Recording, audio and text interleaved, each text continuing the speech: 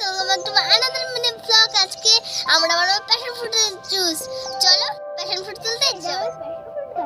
এইখানে একটা পাকা দেখে প্যাশন ফ্রুট তুলে নিয়ে যাও। এই যে দেখুন গাইস, কত সুন্দর কিউট প্যাশন ফ্রুটটা কেটে নিয়ে যাক। কাটার পরে ভিতরটা কি সুন্দর দেখতে লাগছে। এবার এর ভিতরগুলো বের করে নিয়ে যাক। তারপরে কি সুন্দর হয়েছে। আজকে তো খেয়ে সবাই বলবে কি ফল এইটা, কত সুন্দর গাইস, দেখুন কত সুন্দর। এবার বের করে প্যাশন ফ্রুটটাকে ঘুরতে নেব।